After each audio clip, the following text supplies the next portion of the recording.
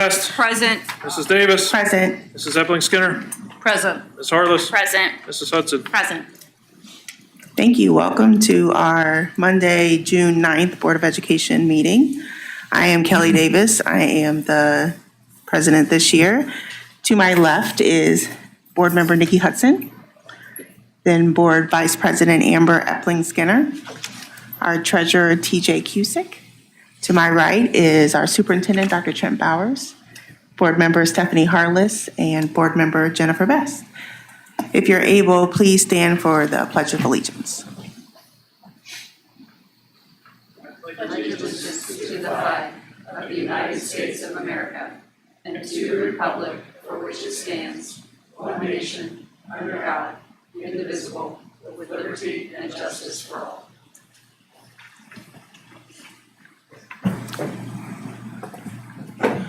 Okay. May I please have a motion to approve tonight's agenda? So moved. Second. Are there any questions or comments or changes? Okay. TJ, will you please call for the vote? Mrs. Best. Yes. Mrs. Davis. Yes. Mrs. Epling-Skinner. Yes. Ms. Harless. Yes. Mrs. Hudson. Yes. Motion carries. No visitor comments, I don't believe. I don't see anyone here.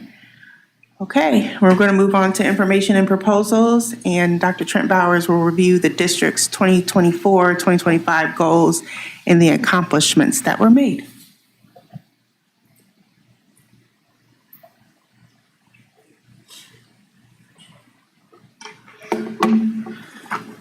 Well, good evening.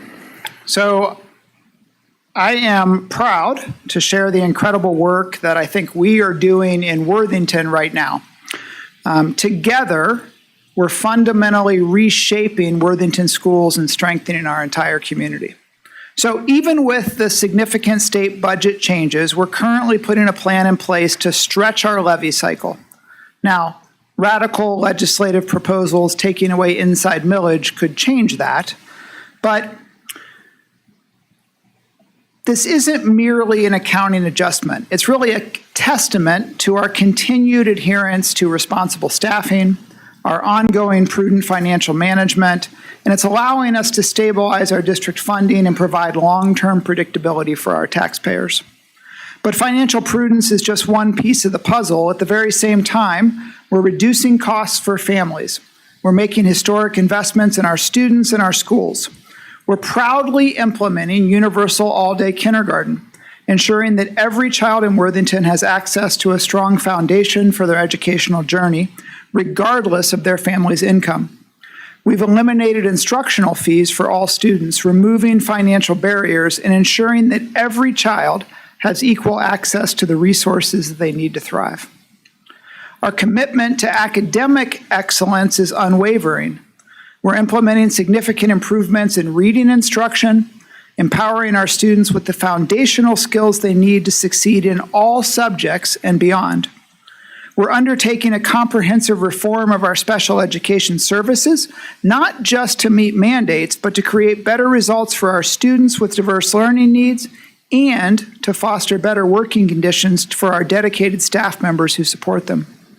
And we're also embracing the future of learning by creating robust, career-based learning opportunities, building durable skills, connecting our students with real-world experiences and pathways to success in a rapidly evolving economy. And finally, we're delivering on a promise to provide our students with 21st century learning environments. We're not just renovating, but meticulously rebuilding both Thomas Worthington High School and Worthington Kilbourne High School. These state-of-the-art facilities are becoming hubs of innovation, collaboration, and inspiration, and they're going to provide our students and staff with the resources they deserve to reach their full potential. So we're simultaneously, as an administration and a board, reducing costs for families, working to stretch taxpayer dollars, and delivering significant transformative improvements academically and with our school facilities. Guys, this is not just an accomplishment, it's a profound testament to what is possible when a community unites around a shared vision for children's future. So as we begin tonight, I want to thank you for your trust and your support, your belief in Worthington schools. We believe as an administration that our future is bright and that we're building it together. So we've had a significant number of goals that lead to those substantive improvements throughout our schools. So as a board, you have in-depth knowledge of each. So tonight, as I go through these, I'll just summarize each goal with one simple sentence. But if a community member who watches this presentation wants to learn more or to talk about one of these goals, we would encourage you just to reach out to us. We'd love to have conversation about any one of these topics. But we had a number of goals this year. And so with one sentence. So our first goal was around fostering student and staff and community engagement. And one of the things we're proud of under that goal is the work that was done specifically in our middle schools around helping our staff and students deal with harmful words and racial slurs. It's important that each of our students feels supported, and it's important that our staff has the tools they need on how to deal with what can be really difficult and sticky situations. Our second goal was around ensuring a safe and supportive learning environment. You know that this year we piloted the Centegix Crisis Alert System at 5 of our schools. With feedback from our students and staff, we plan to implement that system in all of our schools, ready to go in August when school opens. That should reduce response time and empower staff to make safety decisions when they need to. Our third goal was around cultivating teacher leadership. We're expanding academic coaching to support our Algebra 1 teachers. So we believe that Algebra 1 level is foundational for students' math skills as they hit late middle school and early high school. And so we're investing in that area to provide the support for our teachers to meet all students' learning needs. One of our goals this year was to reduce chronic absenteeism. And we can say that we made significant improvements in 10 of our schools. And as a reminder, chronic absenteeism is defined as a student who misses just 2 days a month throughout the school year, which equals almost 18 days of a school year, or 10%. So we feel like we made progress, but this is an area where we have more work to do as we move forward. We're continuing to strengthen communication and community engagement. And one of the areas that we think we had great success this year was with our key communicator group.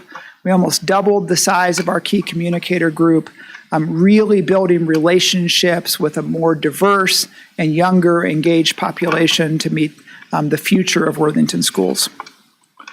We're working to keep our community informed on our construction projects. These are significant construction projects. Every one of our newsletters, our newsletters that are mailed home to every mailbox for everybody who lives in our Worthington schools attendance area, has a section on construction in there.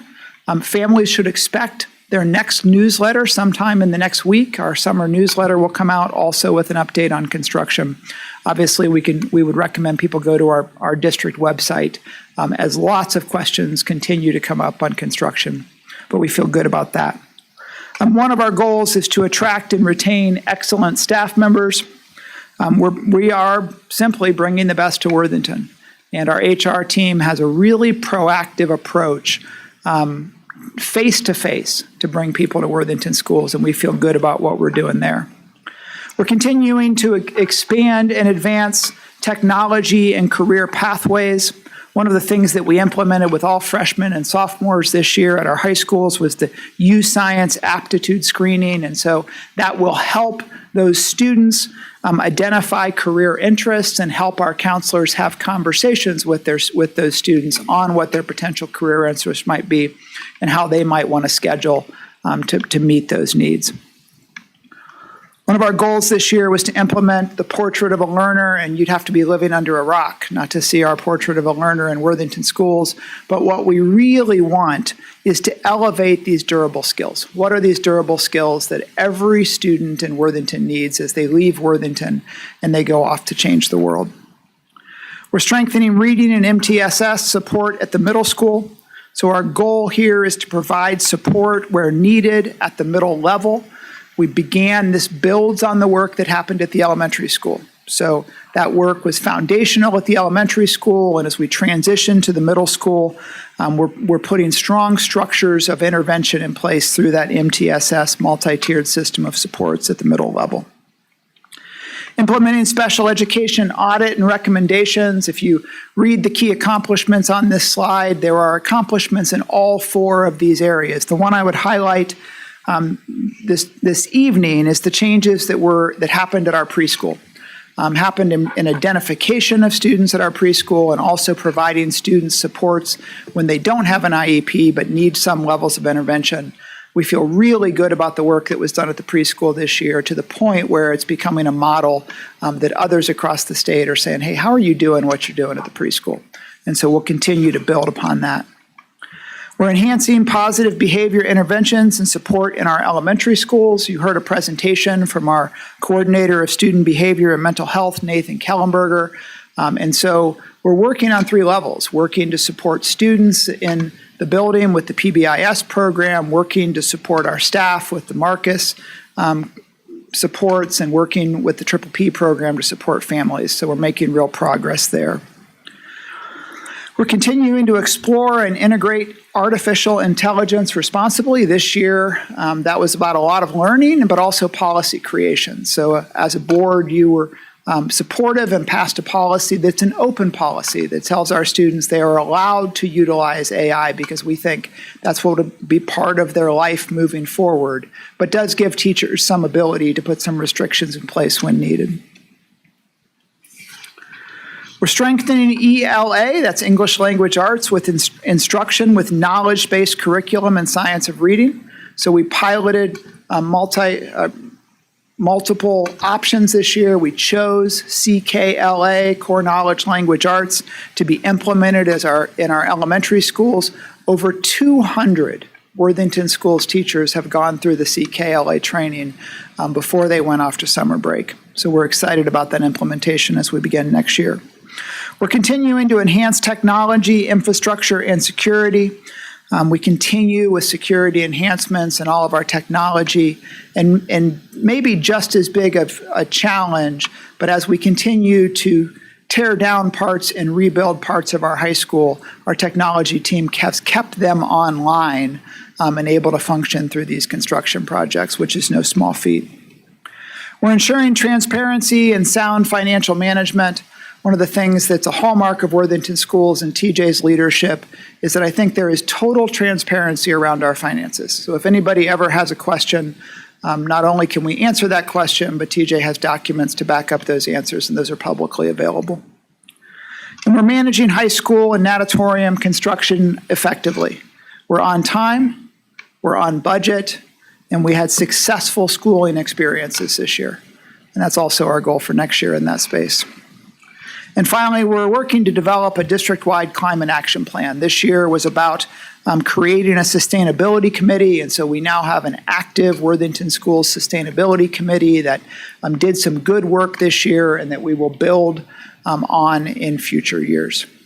And so as a school district, we have a lot of, I will call them small goals, but they're small, big goals, right, that take incredible amounts of effort that add up to us fundamentally reshaping Worthington Schools, which we think strengthens our entire community.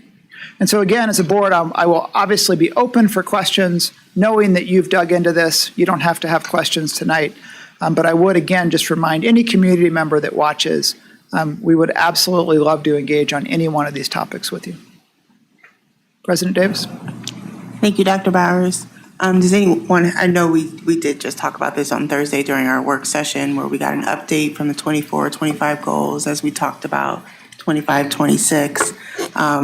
But does anyone have any questions? I'm going to look at you, Amber, to see if you have any questions, just because you weren't there. No questions. I mean, we could take any one of these bullets and have a whole board meeting just outlining the teams that were built to accomplish the things that we've done this past year. It's remarkable, and I'm just really proud of the work that everyone's done. So I don't have any direct questions. Thank you. Thank you. You're welcome. Anyone else? Can I make a comment? Thank you, and thank you to everybody. We talked a lot about this during our work session, but I will say it for posterity. We are very lucky to have everybody that is engaged in this work in the district, working for the district and for our children and families. So thank you for that. And I just wanted to call out you talked at the beginning about transforming education, and that sounds like such a big goal, but I would encourage anybody that's watching the recording or watching at home to really dig into a couple things that I truly think are transformative for our district, and that's the MTSS data and how we're utilizing that and expanding that, and what that's going to allow our teachers and our parents and our families to see a broad spectrum of information about their kids so that we're better able to target whatever it is that they need. And I've seen a difference in my kids just going as they get older, and I think everybody will, and it's huge. So we did a presentation earlier this year, and you can go back and watch that, but I would encourage everybody to see that. And also to hear what the teachers are saying about CKLA and about Nathan Kellenberger's new role and the Triple P classes and the things that the interventions that we are focusing and able to provide in all of the schools. It's amazing. So I just wanted to tip my hat to that a little bit. Thank you. Jennifer or Nikki, do you have any comments, questions? I'll just state that I think it's remarkable how many of the goals are focused on continuous improvement, and that hopefully anyone who is not tuned in to the work that's done within the district sees that, yes, like any district, we take on new projects like construction and whatnot, and we simultaneously are constantly doing audits and revamping and trying to ensure that in just about every single corner of the work that we're doing, that we're not sitting on any kind of mentality of like, well, we've always done it this way, so it needs to be done this way. It's quite honestly the opposite in this district at this point, and I'm very proud of the work that is being done throughout the district to continually evaluate what we're being done and ensuring that we're doing it in the best way possible for the growth of our students, and like you said, Dr. Bowers, for the benefit of the entire community. So I think there's a lot to be proud of in that space. So thank you. Quickly say thank you to all the administrators that were with us last Thursday, because it was just a great afternoon, very positive, and we all learned a lot, and I really don't have anything else to add after all of you, but thank you for being there with us. Yep, just lastly, I do have a quick question about the slides. I know obviously they're attached to our agenda, but are they also going on the website? We didn't have plans to put them on the website. They're on the board docs website, but if you'd like them on the website, we certainly could do that. Yeah, it might be accessible, nice to demonstrate what the district is doing, has done, is doing, and will continue to do. So thank you for your time. Obviously, thank you for our administration's time and effort, just best for our community. Thank you. Thank you.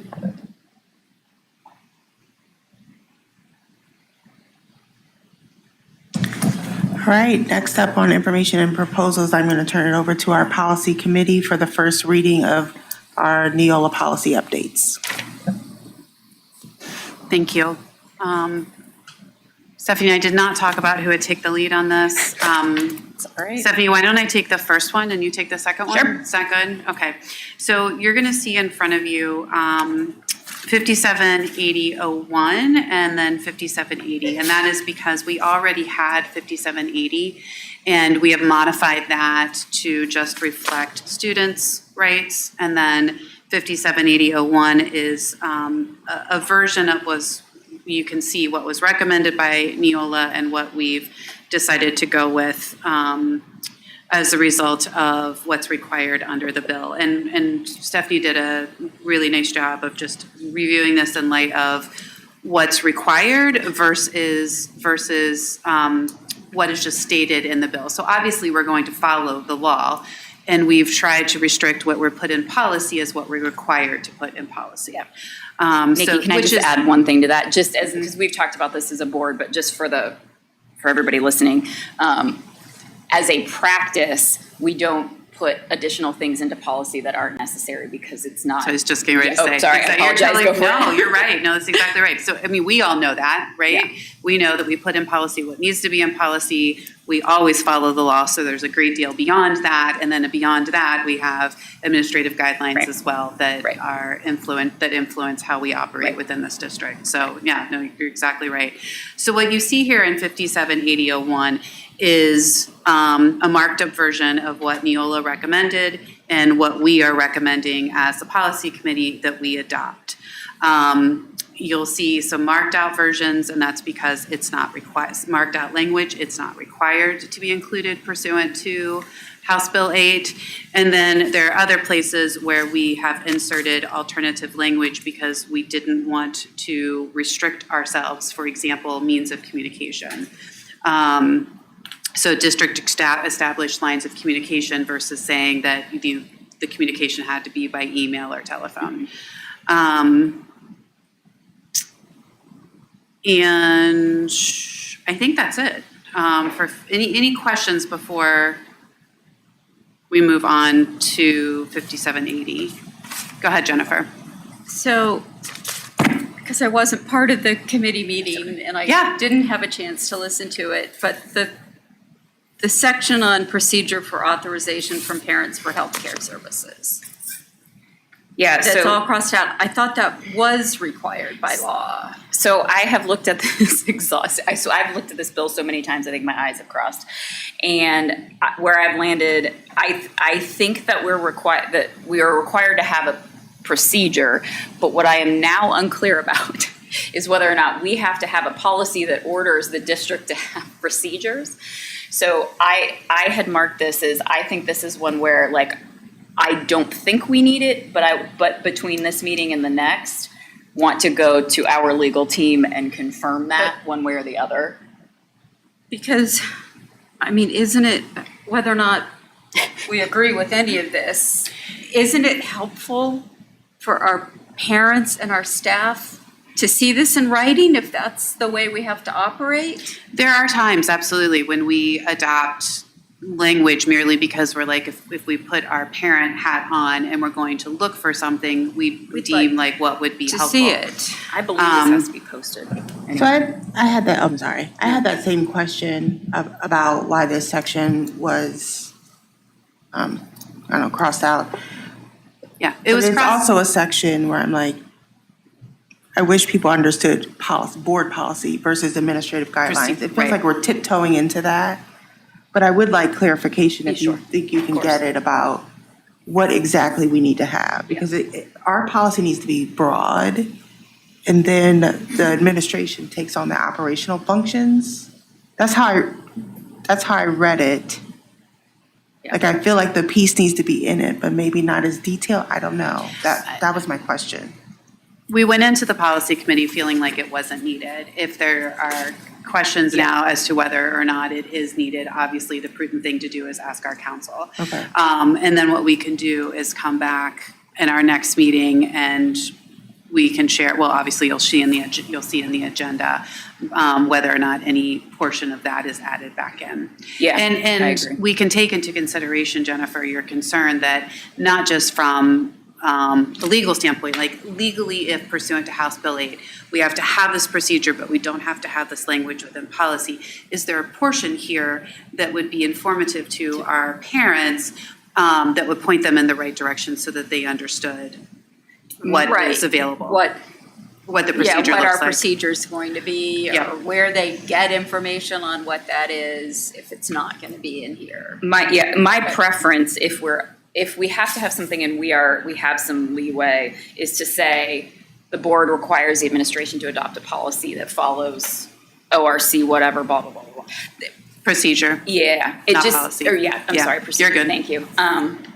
Simply because it's very odd to me that we just lifted language, and by we, I mean Neola.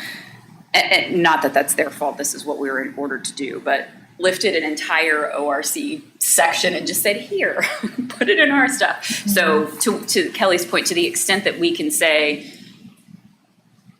we are asking you to follow this law or asking you to adopt a procedure, I think I that's. don't know if we've done that elsewhere, so that's one, I'll take that on. If you want to take on. Yeah, I will- I'll ask, yep. I'll Mhm. take on looking to see in other places where Yeah.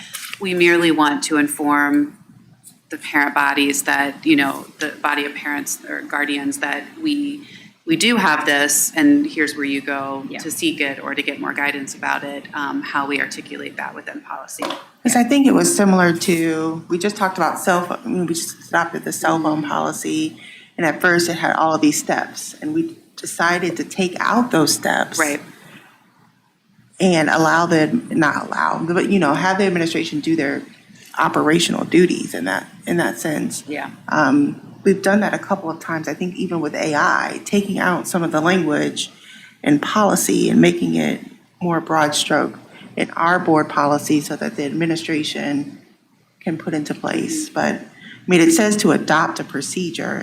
I'm looking at the legislation, adopt a procedure.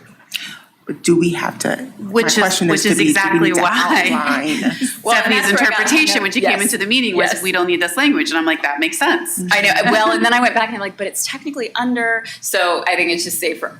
We'll just check. Yeah, absolutely. That's what council's for. Yep, absolutely. And Yeah, be just done as, with maybe it's just that in the policy it says that the district will adopt, or the board will adopt a procedure, or the district will adopt a procedure. But maybe we don't outline in our What it policy is, what but the I'm following you, what the Kelly. procedure is. Yeah. Yep, that's not a problem.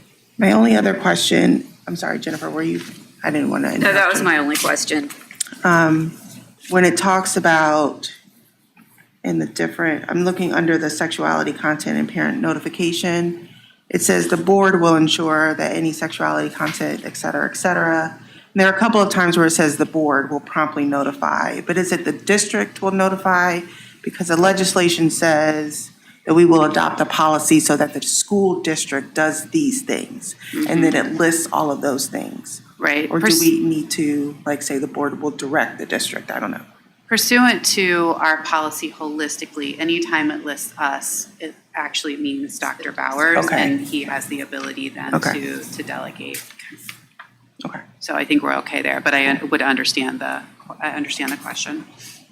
So that makes me thankful then that at the bottom of page 2, it says nothing in this policy, that you crossed it out, that contacting the member of the board, because that can't necessarily answer those types of questions, because we're not putting those actions and policies and practices into place.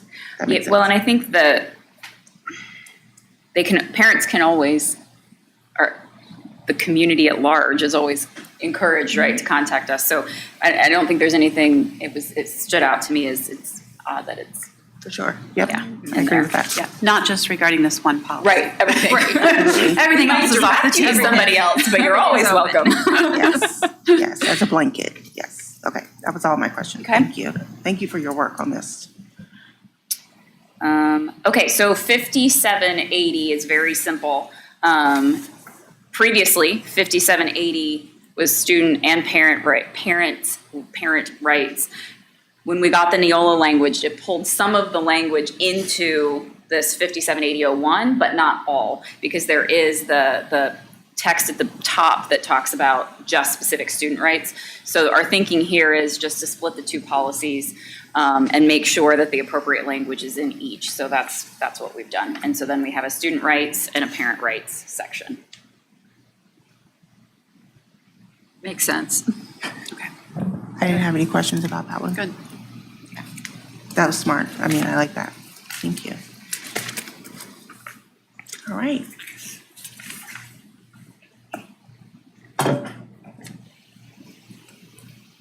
Anything else from policy before I move on? Okay, thank you. Moving on to reports and announcements. Superintendent's report, Dr. Bowers. Yes, thank you. So our mission in Worthington Schools, as you know, is to empower a community of learners who will change the world. We do that through our 4 vision statements, and so this report is divided into those statements. So we will engage each student with diverse opportunities to maximize every student's potential. So summer learning began last week. We were excited to welcome 1,400 students and 185 staff members, teachers, instructional assistants, nurses, food associates, and bus drivers back to school for the month of June. So we have an amazing month planned, and they are rolling. So we're into week 2.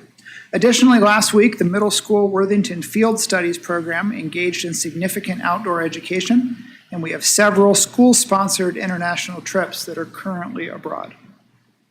Our second vision statements, we will provide a safe environment where every student can grow intellectually, emotionally, socially, and physically. All day today, Assistant Superintendent Jeff Maddox and our Coordinator of Student Behavior and Mental Health, Nathan Kellenberger, spent their day at the Ohio School Safety Summit, working to make sure Worthington is up to date on the latest school safety and educational programming. Just a reminder that we will be opening next school year with the Centegix Crisis Alert System operational in all of our schools. Our third vision statements, we will provide consistent communication and promote dialogue with our community. Our summer Worthington Schools newsletters will hit community mailboxes any day now. So we'd ask residents to spend a few minutes on that newsletter and catch up on what's happening in Worthington schools as they begin their June. And then finally, we'll be responsible and transparent with our community resources.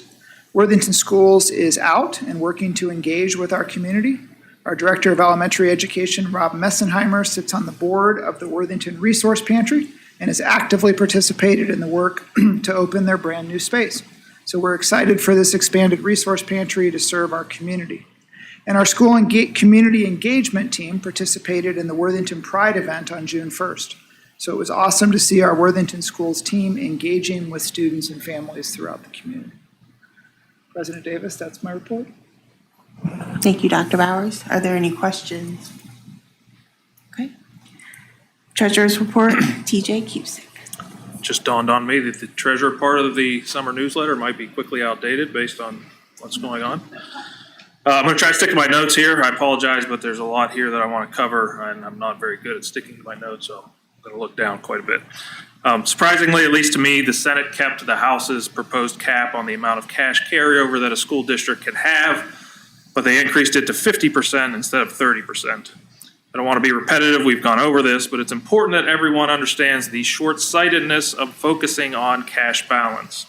Not only does it repeal what local voters have approved, it degrades the incentive to efficiently manage taxpayer resources. No business operates with a goal of ending the year with as low a cash balance as possible. I understand we are not a for-profit company, but the concept still applies and doesn't make economic sense. There are other ways to solve the perceived issue, namely that we have to return to voters periodically and ask for additional revenue, and if they think we have enough revenue, we wouldn't ask. And our residents should very much demand that we attempt to stretch a levy cycle as long as possible. So a cap is simply nonsensical. I don't know any other way to put it. But that's not the worst part. By focusing on cash balance, it ignores the fact that we, like any business, have obligations outstanding that we have to fulfill. In the accounting world, we call these accruals or accounts payable. They are obligations we have to pay, we just haven't wrote the check yet. We have to pay them whether we have the money or not, and so the fact that the cap is still in the budget proposal has us looking at our outstanding obligations and trying to pay them. That's why on this agenda later, you see an increase to salaries and benefits. Our teachers have earned all their wages as of the last day of school. We just stretch their pay over the summer in equal pays, and so we're going to pay them now because we are obligated to. That's just one example of the kind of short-sightedness and nonsense that a cap on cash balance creates. And if that wasn't enough, a separate bill was introduced last week that would eliminate inside millage. What is inside millage is a common question treasurers are being asked. The Ohio Constitution provides a local government from levying taxes in excess of 1% of the value of that property unless it's approved by voters.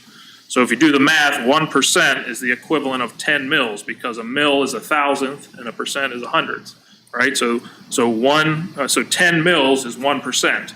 Thus, the first 10 mills that don't need to be voted on because they are within or inside the 1% statutory limitation. So that's why they're called inside mills. All mills beyond the first 10 need approved by voters. The 10 inside mills are shared among various local governments that property sits in. I believe that method has been in place since the 1930s.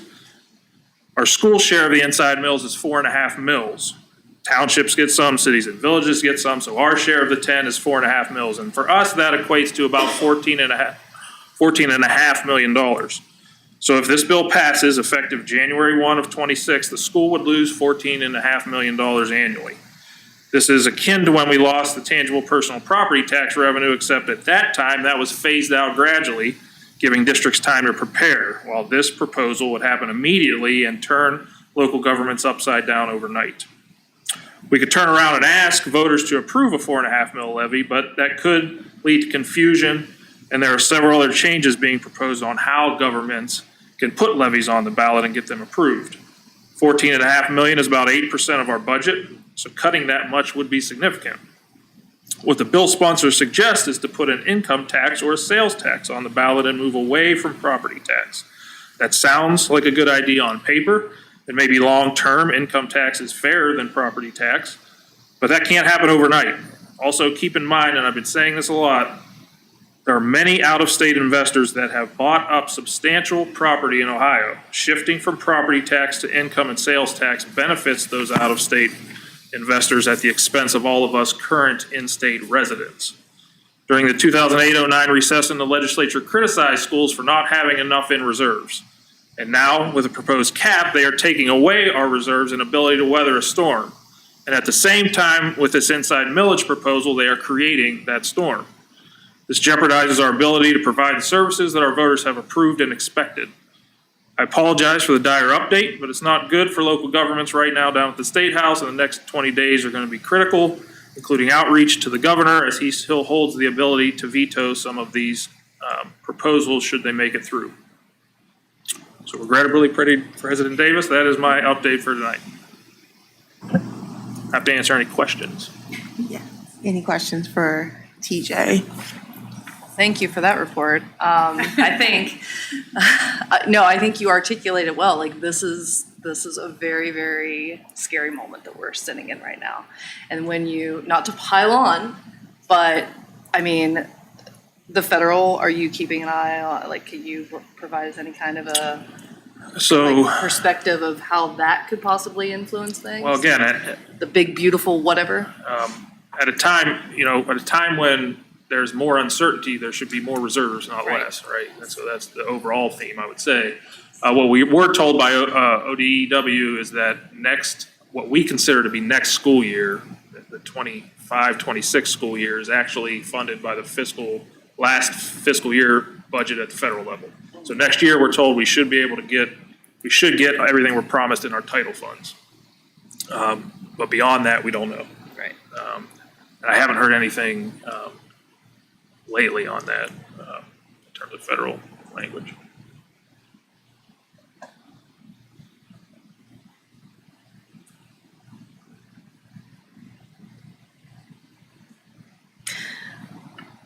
I don't think so. I mean, Okay, any other questions for TJ? I appreciate you trying to keep up as best you can and keep us informed. I mean, it really and truly, because it's overwhelming for just the average person. So I think you explain it well. Like Amber said, I think you articulate the information very well, and we'll just keep fighting the good fight. Okay, thanks. All righty, board committee reports and announcements. I'm gonna start with Jennifer. Okay, so we haven't met like in a month, so there's been a lot going on. Stephanie and I had facility committee, which Jeff Ebley organized, and it was so great because the supervisors from the various departments, custodial, maintenance, grounds were all there. We got to meet them and see faces with names that we sometimes see. And they talked about what they do, their jobs, their responsibilities, which all were like way more encompassing than, we think about on a day-to-day basis. But just briefly, I think the things that impressed me the most, I mean, they all love the district, the students, the staff, and they care about their jobs. They're all trying to use technology as much as they possibly can, whether it's like running the HVAC system or security, looking at technology as far as snow and ice removal, using like robotic vacuums. I mean, they're looking at multiple ways to be efficient. So I really appreciated that. And our meeting went on for an hour. I probably have an hour worth of notes, but I'll stop on that one. We had our AAPL committee, and we kind of had talked about two different things. We had an EL update with Ben Rule, and we kind of talked about the number of students that are English language learners in our school, 891. I mean, that's just, amazing to me. 58 languages spoken in our district. And kind of the new thing that I learned about the EL services is that students are tested at the end of the year, each year, to see how they're doing and see if they still qualify for the services or if they've graduated from the services. But then they're monitored for the next 2 years to be sure things are going all right when they're out of the services. So I really liked that part. I did not know that. And then we talked about our summer school programs, and there's a couple different types of programs. We have our enrichment programs that are teacher-driven, and we see what our teachers would like to teach, and kids can sign up. And I know there's all kinds of creative programs going on that the kids love. I have a friend that teaches a card making class like every summer, and she fills up and she loves it and the kids love it. So I know it's a great thing. And then our intervention programs are free for the students that need them, transportation, they get lunch. So it's great that we can offer those programs that the kids need. I've just got a couple of quick things, and then Stephanie can add more to what I said, but I just want to mention the Alliance of Black Parents and Educators that did the Juneteenth celebration. It was so much fun, kids' activity and food, and I learned something new about the library. Being the library liaison, I'll probably see this eventually, but at our summer interventions, the pop-up library has gone, and the kids can choose books from the pop-up library. They get to keep them at school, and then towards the end of camp, if they bring their library card, they can check out the books. So I love that we have that partnership with the library for our intervention programs this summer. And that's it. You can follow. Okay. Let Stephanie go next and follow up on all mine. Yes, so I also went to the facilities committee meeting, but it was my last one, and I tagged Nikki in after this. So, but it was a good one to go out with. I think Jennifer covered most of it, but I think it's important to acknowledge that, we ask on the technology side a lot about what can we do with AI and how can we be creative, and it was really great to learn that we're doing the same thing on the facility side. So. We have a robot that lines our fields. I don't know why I was so excited about that, but I've been telling everybody, like, do you see those lines? They are so straight. I'm sorry. Anyway, but it was really interesting and good to hear about, like, the level of detail, and this makes perfect sense, but we just don't see it all the time. The level of detail that goes into how we plow or shovel, or like if it's over 1.5 inches, then we plow. If it's below, we should, like the whole thing is detailed out, which explains why it moves so smoothly when there is any sort of weather event. So that was really helpful. And we're making huge strides on zero waste. So I think that's an important thing to acknowledge as well. So that's probably good there. AAPL, I don't think Jennifer said that we have over 58 languages spoken across the district, did she? Oh, sorry. So that was awesome. We've been talking a lot with everybody about the intentionality of our programs. We talked a lot about that during our work session, and Ben was the intentionality of how we work with our English language learners and with our families that come from international families, and how we think about making that transition to Worthington smooth. because they could have a number of experiences or needs. Sometimes it's the first experience in a school district in the States. Sometimes it's the second or third. And so they come to us with a variety of needs, and we're able to meet them where they are. And so huge kudos to everybody that works on that. But it was really great to hear that, and everybody is just so dedicated to those students. Also, I was able to attend the chamber luncheon. Kelly was there as well, where they talked a lot about housing across the Central Ohio area. So that's something that we've talked a lot about. It comes up when we think about having homes built in the district, which we have always been very supportive of.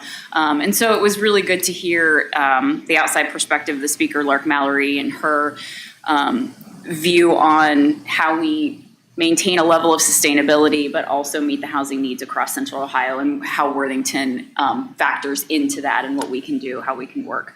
And she made, a lot of times we hear about going up is bad, but that is actually how we can maintain a level of sustainability rather than going out, right? Which I think we conceptually all know about, but it was really good to hear it from a concrete perspective. Like, if we go up, we can have room for more people and maintain those green spaces that everybody wants. Okay, also, it's been a month, so. Dr. Bowers talked about the Worthington Resource Pantry. I was able to go, as was Kelly, to the ribbon cutting. It's a great partnership that we have with them, and so I want to acknowledge that. But also, if you have a chance to go see that space, because it looks like a supermarket. You can go in and you can shop, and it's designed in such an intentional way. It's my word of the day. But it's designed in a way that was really welcoming to community members. And so they did just an amazing job there. And then I also was able to go to the Alliance of Black Families and Educators Juneteenth event. So congratulations to everyone on a really successful, wonderful celebration. The weather could not have been better. And I saw a lot of families out there celebrating and having a great time. So I think that's it for me. Glad to go next. You did not mention policy, but maybe that's because we discussed policy. Exactly, yes. And I share that because it was not a busy month for me. So I had policy, and then beyond that, I will share, I was able to attend the Worthington Pride celebration, so I'm grateful that we had our school represented, community represented there as well. And then I wanted to tag on to, you guys were talking about the EL update and the fact that we have over 58 languages within the district. Dr. Bowers, will you remind us, what are the top 3 outside of English? It was Portuguese, Spanish, and Arabic. Thank you.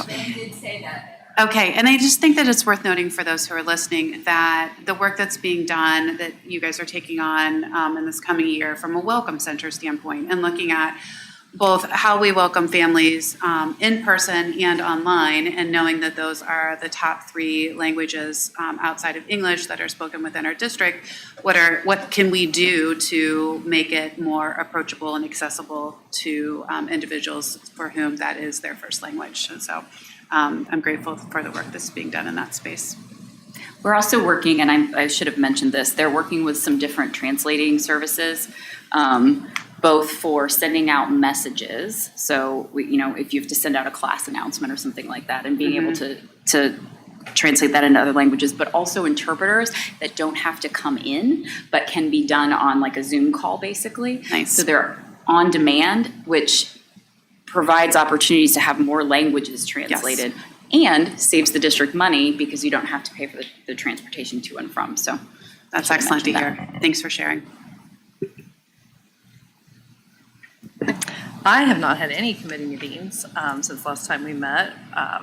We all went to commencement, and it was, as always, just an incredible celebration, and just so well run. I know how difficult it is to plan a large-scale event like that, and it just goes flawlessly. So just congratulations to the class of 2025. But yeah, I know. Like this. And the parents around the table right here who got them to the finish line. Personally, I've been doing a lot of college tours because I have a rising senior this year. And so one thing that I have been very thankful as I sit in a lot of presentations at a lot of different colleges is just how well prepared my students are. You know, I was a first generation college student. I didn't have a roadmap. I was really making it up as I went along, and I feel like my kids have just been given these tools that I didn't even know existed to, you know, really just go into this process so clear-eyed. And I'm just really thankful for the school district for preparing them for this moment and for our family for this transition. And that's really all I had. I mean, I went to the Memorial Day parade and I saw the foundation, and so, you know, it was good to see Worthington schools represented and visible to the community. The marching bands did a great job. Thomas and Kilbourne were both in there and getting the crowd pepped up. So it was just a fun gathering. It's always a good time. So had great weather for that too. But yeah, I think that's all I had. That was an uplifting report, you guys. Appreciate that. Off of TJ's report. I did not have any committee reports either. Stephanie covered the chamber event that we went to. The resource pantry ribbon cutting was amazing. Just that partnership. Yes, go if you have not been. Donate your time and resources if you can. I also went to the Pride event, which was really good, really well run and well attended. And this past Saturday, the Juneteenth event with the Worthington Alliance. I slept well that night because it was a long day, but it was really well attended. Again, like the pop-up library was there. We had events for kids, face painting, which was really cool. Line dancing. It was just a really good time, and we did really have good. There was good weather, so it was a good event. And thank you to everyone who came and showed up to that event. That's really great. So those are the things that I can remember that took place since our last meeting. I will just draw attention to two things. One, I sent to you, or no, I didn't send you. A student sent to us a proposal about a student liaison for the board. So if you would take time to review that, and we could talk about feedback next time. I'm going to connect with you, Amber, so we can maybe have a discussion with our administration to see how we could possibly incorporate that proposal if we want to do something like that, and what that exactly would look like. But obviously, looking to our administration for sure to give us some feedback about how that would be utilized. So if you would just take time to review that, and then maybe we could discuss it at I wrote down the July 28th meeting because I know Nikki won't be here at the end of June. So we can take time, and then that will give us time to hopefully schedule some time with our administration. But along those lines too, we talked during our goals meeting last time about having board member zones. So we talked about that as we were developing our our priorities, and we talked about having different areas that board members are assigned to. And so it seems like it would be a good collaboration with some members of our administration. And so again, I'm going to tap to you, to Amber, that maybe we can sit down with some administrators and looking at Toya to see how we could utilize that. So I sent you the chart that I just kind of placed people somewhere. If you have different feedback about, no, I don't want to go there, or not that you don't want to go there, but you think it could be structured differently or better, of course, share that so we can have a discussion as a board. Again, we could probably talk about that at the July 28th meeting to get further information. But that's all I have for that time, okay? Thanks, guys. All right. Actions recommended by the treasurer, routine business. TJ. Thank you. I'd like to recommend that the Board of Education approve the minutes from the May 12th meeting as presented in enclosure E1, please. So moved. Second. It's been moved and seconded. Are there any questions or corrections? Hey, TJ, will you please call for the vote? Mrs. Davis. Yes. Mrs. Epling-Skinner. Yes. Ms. Harless. Yes. Mrs. Hudson. Yes. Mrs. Best. Yes. Motion carries. Thank you. I'd like to recommend that the Board of Education approve the appropriations modifications listed in the agenda. These are cross-object operational transfers in the general fund, along with the addition for summer salaries that we mentioned earlier, as well as an appropriation in the building fund to transfer interest earned on our bond funds to a capital reserve fund, which we'll establish here shortly. So approval of the appropriations modifications listed in the agenda, please. So moved. Second. It's been moved and seconded. Are there any questions for TJ regarding? TJ, will you please call for the vote? Mrs. Epling Skinner. Yes. Ms. Harless. Yes. Mrs. Hudson. Yes. Mrs. Best. Yes. Mrs. Davis. Yes. Motion carries. Thank you. As mentioned, I'd like to recommend that the Board of Education establish a capital projects reserve fund for the purpose of accumulating resources for the acquisition, construction, or improvement of fixed assets and authorizing transfers to such fund per enclosure F1. So moved. Second. It's been moved and seconded. Are there any questions or comments? TJ, will you please call for the vote? Ms. Harless. Yes. Mrs. Hudson. Yes. Mrs. Best. Yes. Mrs. Davis. Yes. Mrs. Epling Skinner. Yes. Motion carries. Thank you, TJ. The personnel consent agenda, Dr. Bowers. Thank you. I'd like to recommend that the Board of Education approve the consent agenda. Consent agenda is items G2 through G10 on your agenda. Items G2 through G10, please.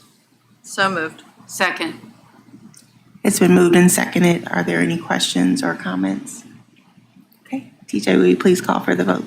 Mrs. Hudson. Yes. Mrs. Best. Yes. Mrs. Davis. Yes. Mrs. Epling Skinner. Yes. Ms. Harless. Yes.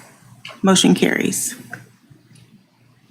Thank you. I'd like to recommend that the Board of Education approve item H1. Item H1 is the acceptance of the donations that are listed on your agenda. Item H1, please. So moved. Second. It's been moved and seconded. Are there any questions or comments? TJ, will you please call for the vote? Mrs. Best. Yes. Mrs. Davis. Yes. Mrs. Epling Skinner. Yes. Ms. Harless. Yes. Mrs. Hudson. Yes. Thank you. I'd like to recommend that the Board of Education approve item H2. Item H2 is the recommended motion to accept the proposal for elementary HVAC improvements. And so this is at Worthington Estates Elementary School, Evening Street Elementary School.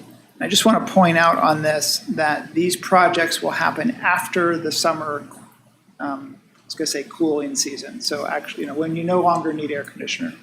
So we'll wait to do that. H2, please. So moved. Second.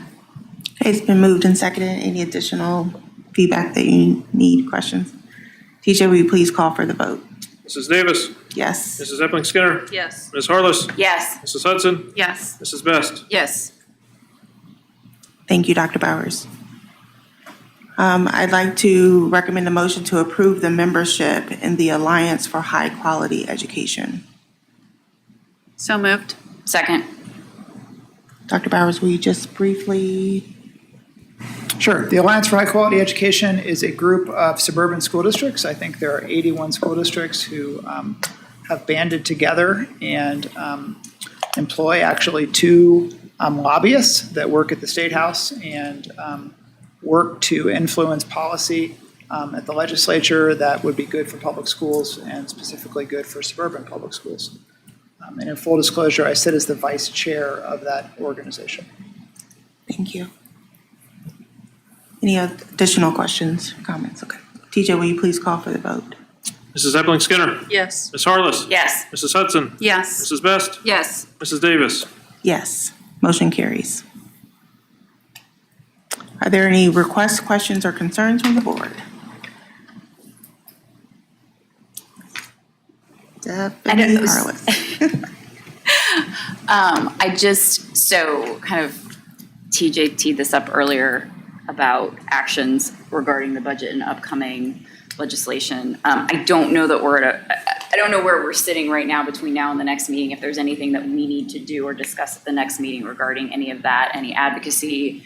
I'm just throwing it out there for kind of discussion, I think. I mean, timeline-wise, the governor has until the 30th to Right. sign. And then like TJ said, then we would want probably some type of, whether it's a letter or another resolution or just something, I would think, to, get him to line item veto Yeah. the worst of it. So that's sort of what I'm thinking. I don't know where TJ is on this. I mean, there's the concurrence committee, Right. so, I mean, I Yeah. guess there's, I mean, it still has to make its way through the full Senate, which we Right. think will happen, and then there's a concurrence. I think I read, and we mentioned this at the work session, so our last board meeting is June 23rd. I think we'll know concurrence supposedly June 24th. So we're gonna put things in place for that June 23rd meeting as a, just a heads up, I guess. If we need to schedule an emergency board meeting for whatever comes out, we may have to do that on the following Monday, June 30th. This is just the way the calendar worked. It happens to be the fourth Monday of the month is very early this year, which works against us in a budget year. But so I think we'll know more over the next week, and then we'll be able to put some things in place that we think are most beneficial. But we may have to schedule that meeting if we need. Okay. So I think if I'm hearing, we kind of want to see where they land after it goes to full committee and then advocate with the. the omnibus Governor. will drop tomorrow. And Okay. that will include all the amendments Okay. that they've gotten out of the committee. And then it will go to the floor on Wednesday. There is an as-needed session scheduled for Thursdays, so if they don't get all the way through it Wednesday, it could potentially be on the floor Thursday too. Okay. But then it'll be out of the Senate, and then it'll go to concurrence, and they'll, quibble back and forth over whatever part they want, and the Senate doesn't want, and so then they'll land on something. But like TJ said, the 23rd, I guess, is when, because they've got to get it to DeWine, and he's got to get through it and line Yeah. up and veto it by the 30th to stay on the schedule. Okay. Yeah, I mean, I do think it's worth a letter to the governor Yeah. at some point on some of the things I mentioned earlier, if those do make it through. Yeah. And when you say make it through, you mean post concurrence. Right. So that's what's supposed to drop on the 24th, so the day after our last June meeting. Okay, yeah. So there's that tiny window between then and the 30th, essentially, when it's sitting with the governor and we can see what's gone through and what we need to request for a line item veto. Okay. Just making sure I'm tracking. Yeah, I think that's the Uh-huh. timeline. Yeah, Well, and if it drops on the 24th, it's thousands of pages, so it could easily be middle of the day on the 25th before someone has a chance to understood. provide analysis and say, this is what's actually in there. AI. Yeah, and it's hard to queue anything up in advance of it, because you just You don't just don't know. You Yeah, don't know what's right. gonna end up in the final version and what's gonna make it to his desk and Right. what you need to even ask for, I mean, Yeah. I just wanted to flag one other thing too. There's a pretty comprehensive conversation at the federal level regarding vouchers that will roll down to the states. So it's just something that we need to keep an eye on. So. That's it. Thanks, Stephanie. You're anytime. I'm going to mention one more thing, because TJ talked about the inside millage. I will have a blog post that'll come out tomorrow morning, kind Thank of you. sharing what that information looks like.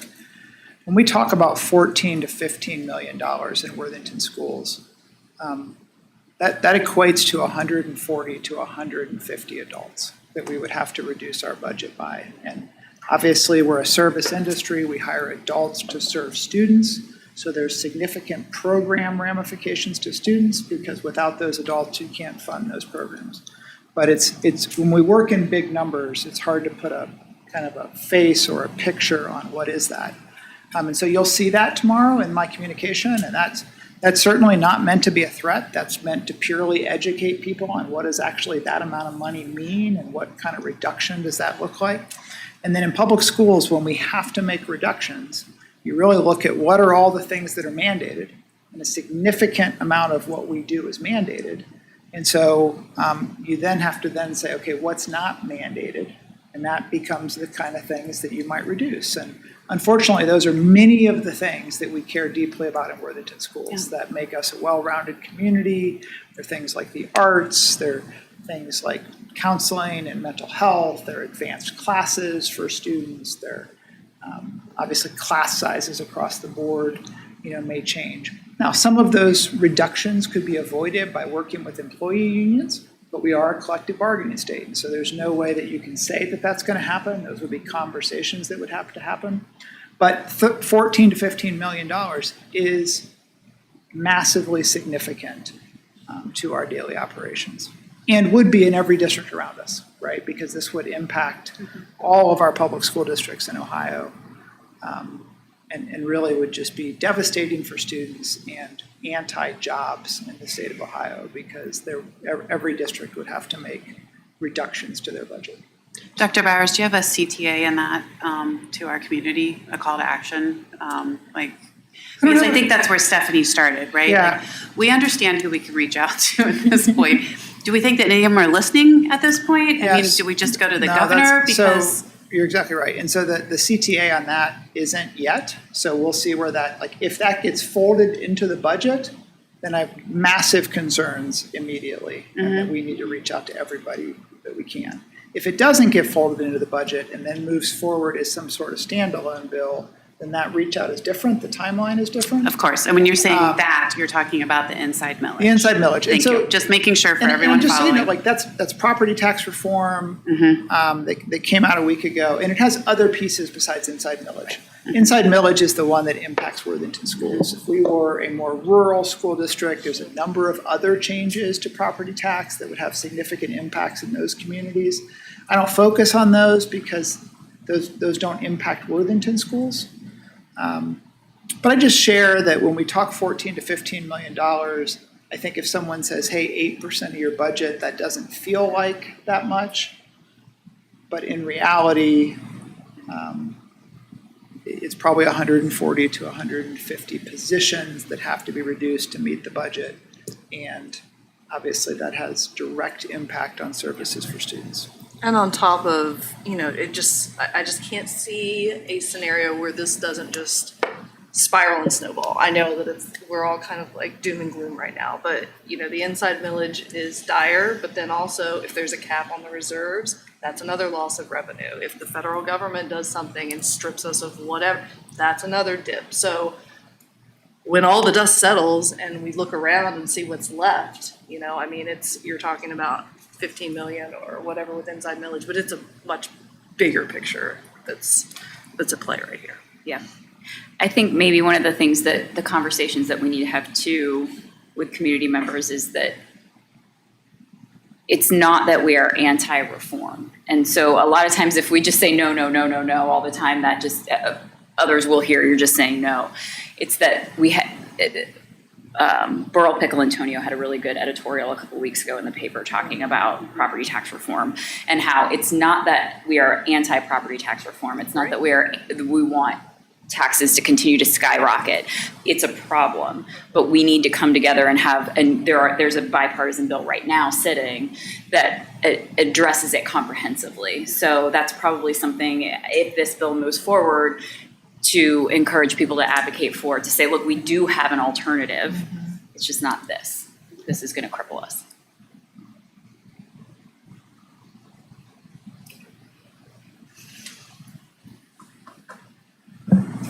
Okay. I appreciate you guys so much.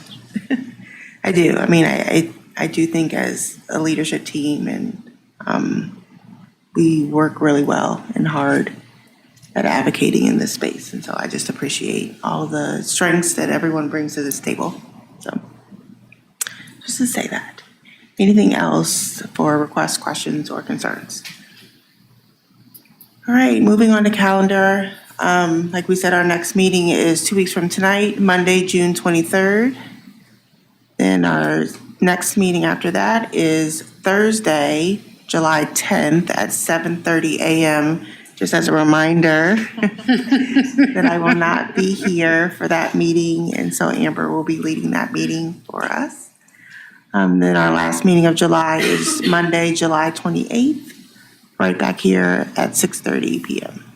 All right, any questions about calendar? And Nikki is not here On the Monday, 23rd. June 23rd. Correct. All right, may I please have a motion to adjourn? So moved. Second. It's been moved and seconded. TJ, will you please call for the vote? Ms. Harless, Yes. Mrs. Hudson, Yes. Mrs. Best, Yes. Mrs. Davis, Yes, Mrs. Epling Skinner. Yes. motion carries. Thank you guys for being here. Don't worry, young Mr. Niskanen. Come back to another meeting, it'll be funner. More fun.